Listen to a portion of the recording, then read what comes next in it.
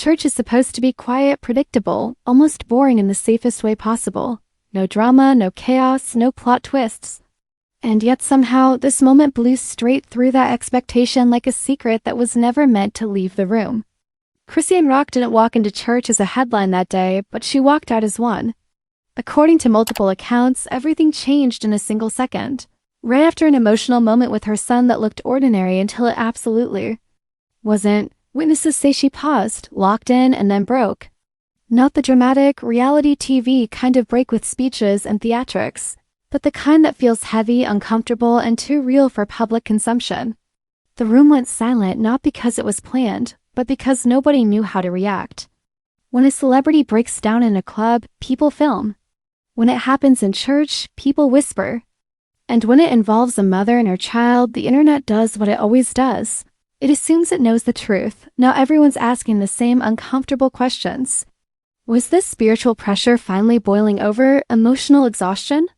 Catching up, or guilt and love colliding at the worst possible time? Because let's be honest, Chrisean's life has never been peaceful, and moments like this don't come out of nowhere. This is the kind of scene that makes reality TV look scripted and leaves everyone wondering what was really happening behind that silence. And trust me, the deeper you go, the messier it gets. The story did not leak the way most viral moments do, with shaky footage and captions screaming for attention. It crept out through whispers, secondhand accounts, and that eerie feeling people get when something personal happens in a place that was never meant to host spectacle. Church is supposed to be the one space where chaos takes a seat and shuts up. But that day, chaos showed up anyway, sat in the front row, and waited for its cue. According to people who claimed they were there, Chrisean Rock didn't enter the building. Like someone about to become a headline. There was no dramatic energy, no warning signs, no sense that the internet was about to get fed. It was quiet, almost painfully normal. The kind of normal that makes what happened next feel even heavier. Then came the moment with her son. Not loud, not flashy. Just a shared look that seemed to last a second too long. Witnesses describe it as a pause that didn't belong in the room. Chrisean allegedly locked eyes with her son, and something shifted in her face. Not shock, not anger, but that hollow doubt. Look people get when too many thoughts crash at the same time. It was as if the noise of her life finally caught up to her in the one place where she couldn't outrun it, and then she broke. No performance, no announcement. Just an emotional collapse that sucked the air out of his space. That is when discomfort replaced worship. People didn't know where to look or what to do. Some froze, some prayed harder. Some whispered. Nobody reached for their phone immediately because even the most online people can feel when filming would cross a line. This wasn't entertainment in that moment. It was raw, awkward, and deeply human in a way the internet usually pretends to care about but rarely respects. Of course, it didn't stay contained. Moments like this never do when a public figure is involved. The second people left that building, the story started traveling. Not as a clean narrative, but as fragments, a pause, a stare, a breakdown.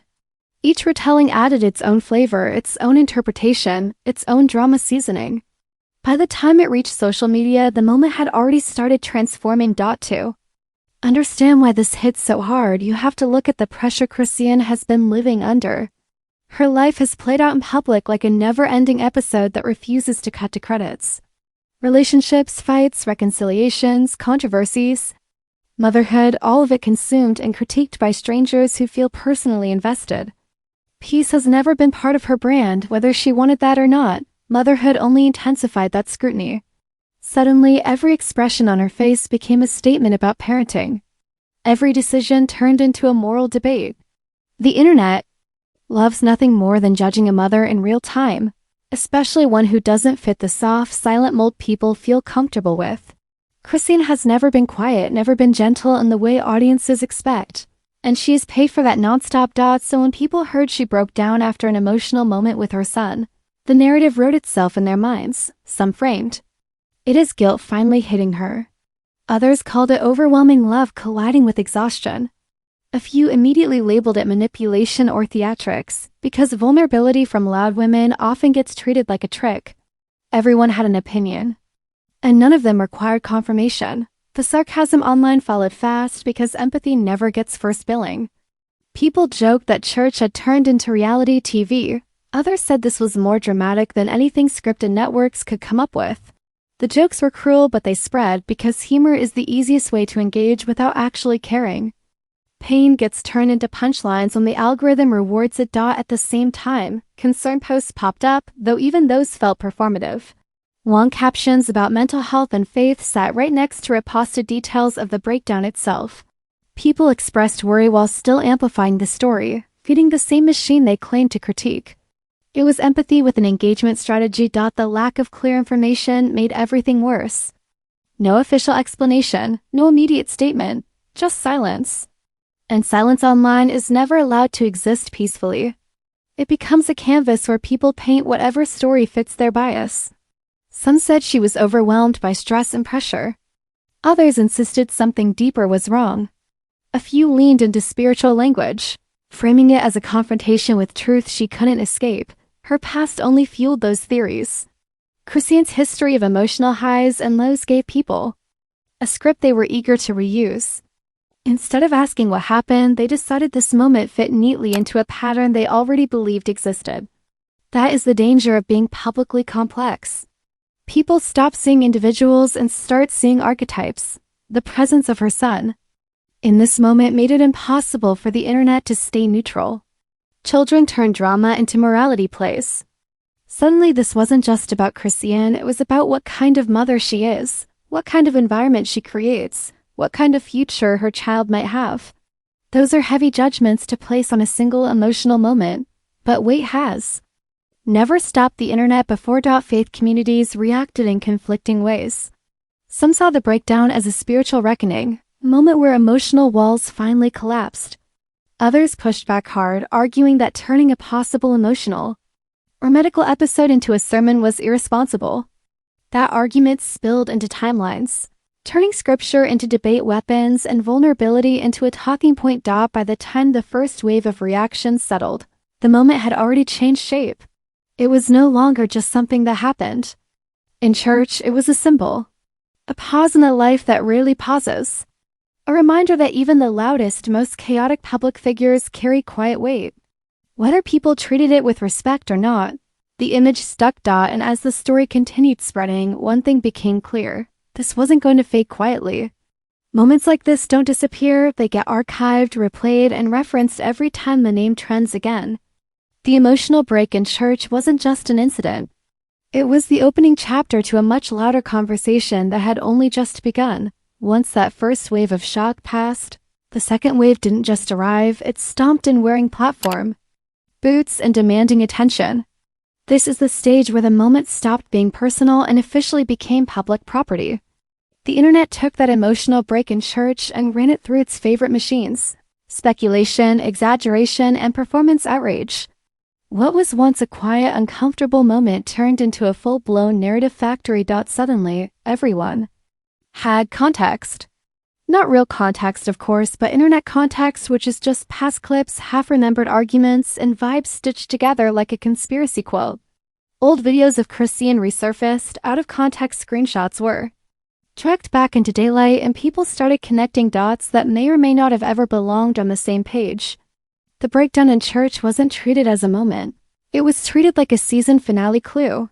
Influencer pages moved fast, because speed matters more than accuracy when engagement is the goal.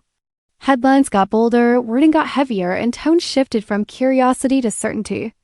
Some framed it as a spiritual awakening, others as a mental health spiral, and a few leaned straight into the messiest angle possible, implying this was the inevitable result of a chaotic lifestyle catching up. Each version found its audience.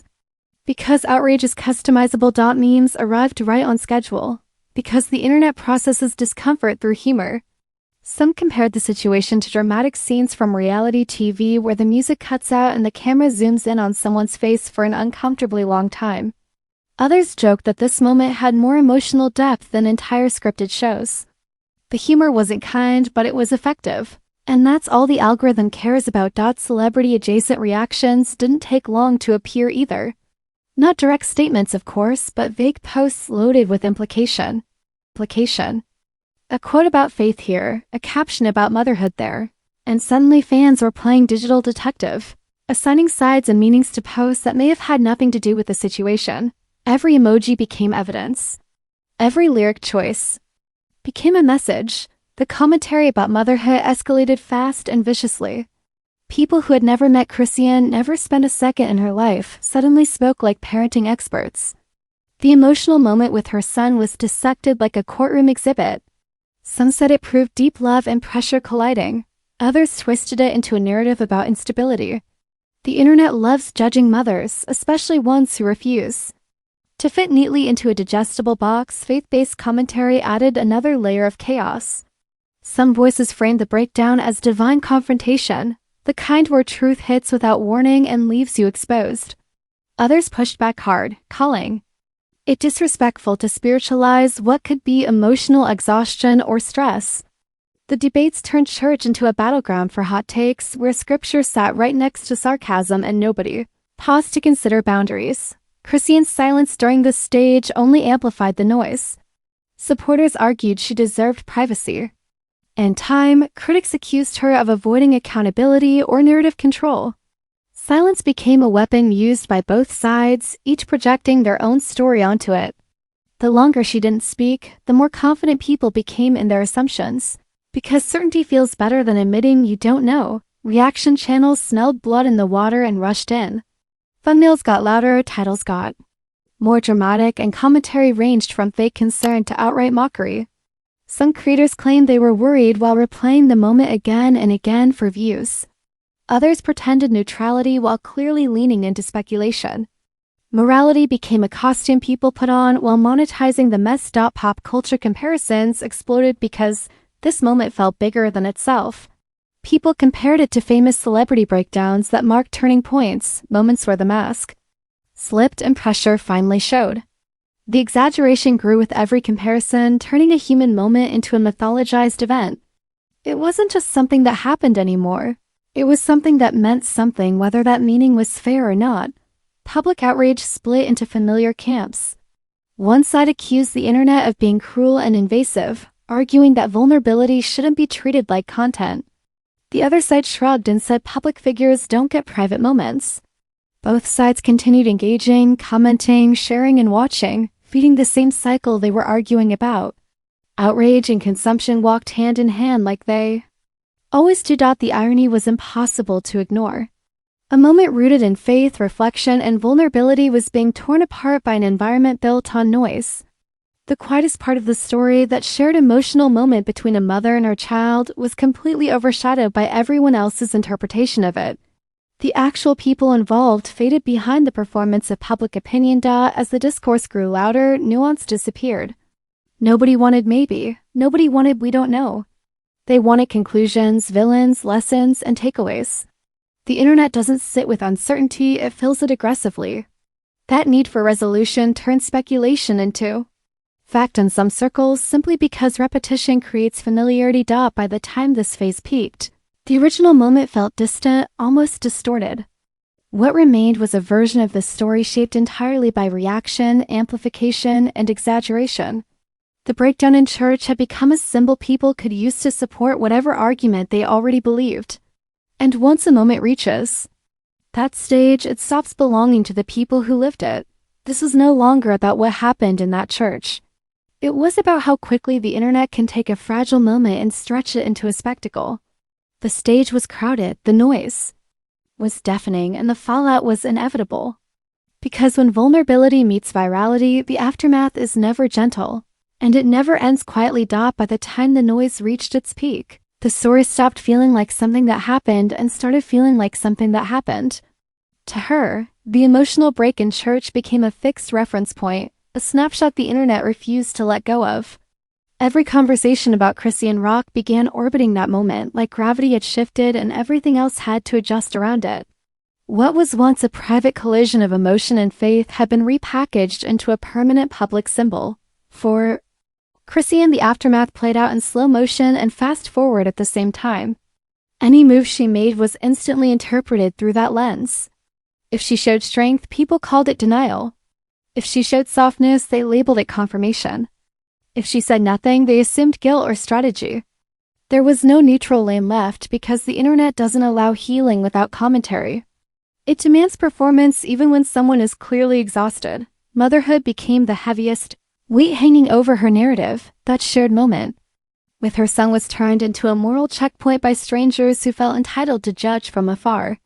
Supporters framed it as a breaking point born from love, pressure, and fear colliding all at once. Critics reframed it as instability, questioning her choices and readiness in ways that went far beyond concern. The child, who should have been protected from public analysis, became central to debates he never consented to be part of. Her public image shifted subtly but unmistakably. This wasn't a clean scandal with a villain and a punchline. It was murkier, more uncomfortable. Some brands and collaborators grew cautious, not because of confirmed wrongdoing, but because uncertainty scares people who trade in predictability. Even fans who remain loyal began defending her with qualifiers, as if bracing themselves for the next wave. That hesitation was the real damage, the kind that doesn't trend but lingers. The relationships around her felt the tremors too. Silence from certain people was read as judgment. Support from others was dismissed as damage control. Every follow, unfollow, like, or lack thereof was scrutinized like a coded message. In these circles, absence speaks louder than statements, and neutrality is treated like betrayal. The emotional break in church quietly redrew lines, revealing who stood where without anyone needing to say it out loud. Public perception hardened in familiar ways. Some viewers retroactively used the moment to justify every criticism they'd ever had, stitching it into a narrative of inevitability. Others saw it as proof that relentless scrutiny eventually breaks even the loudest personalities. Both sides spoke with certainty, even though certainty was the one thing nobody actually had. The truth became less important than the story people preferred to believe. The conversation also reignited broader debates about fame and its cost. People asked whether anyone could live under this level of surveillance without cracking. Others argued that public life erases the concept of private moments. The irony was painful. These debates unfolded using the same speculation and amplification that contributed to the pressure in the first place. The system critiqued itself while feeding itself. Faith, which should have offered shelter, became another arena for judgment. Some praised the vulnerability, calling it raw and human in a world obsessed with perfection. Others accused her of exploiting spirituality for sympathy, a claim that said more about cynicism than evidence. The breakdown blurred the line between sacred and spectacle, leaving discomfort where certainty used to be. As trends moved on, the moment didn't disappear. It settled into archives, search results, reaction videos, and thumbnails frozen in shock. It waited patiently, ready to resurface the next time her name trended. That's the quiet cruelty of viral culture. It doesn't need to keep talking about you to keep affecting you. It just needs to remember. What made this moment linger was its ambiguity. There was no definitive explanation to wrap it up neatly. No villain to boo, no apology to accept, no resolution to celebrate. It existed in the uncomfortable space between vulnerability and consumption, where audiences feel entitled to answers that may never come. That lack of closure kept curiosity alive, simmering just beneath the surface. In the end, this wasn't just about a breakdown in church. It was about what happens when a human moment collides with an algorithm that thrives on extremes. It was about how quickly compassion gets crowded out by commentary. And it was about how one unguarded second can reshape a public narrative in ways no PR team can fully undo. This moment didn't end her story. It bent it how Chrisean is perceived, how her choices are interpreted, how future actions are framed. All of it now carries the shadow of that pause and that break. The audience may scroll on, but the narrative has shifted. And shifts like that don't reverse easily. And the most unsettling part is that this still doesn't feel finished. It feels like a hinge moment, the kind that quietly changes direction. Because in a world where every pause is analyzed and every silence is suspicious, nothing ever truly ends. It just waits for the next headline to pull it back into the light, and this is where the story stops being about one moment and starts being about what we do with it. An emotional break in church, a mother and her child, and suddenly the internet decided it was qualified to judge, diagnose, and sentence in real time. That is how fast empathy disappears when clicks are on the line. One pause, one crack, and the spotlight turns ruthless. Now it's your turn. Drop your thoughts in the comments and don't sugarcoat them. Was this a spiritual breaking point? emotional overload, or the crushing weight of nonstop scrutiny finally hitting all at once. Do you see vulnerability here, or do you see the internet turning a human moment into a spectacle like it always does? The comment section is the real battleground, and the debate is already boiling. If this breakdown had you locked in, smash that like button like it owes you money and has been dodging you for weeks. It tells the algorithm you want real conversations, not recycled headlines and fake concern. Hit subscribe and turn on notifications because stories like this don't fade, they evolve. The next twist always drops when you least expect it. Here, we don't sanitize chaos or tiptoe around uncomfortable truths. We break down the moments everyone else rushes past, question the narratives being sold, and expose how fame twists real life into content. New scandals, emotional breakdowns, and shocking turns are always loading. And this is where they get unpacked, because celebrity life is loud, fragile, and unforgiving, and one moment can flip everything upside down. This is Trend Tattle, where the spotlight lies, the pressure never sleeps, and the truth is always messy, even the headline.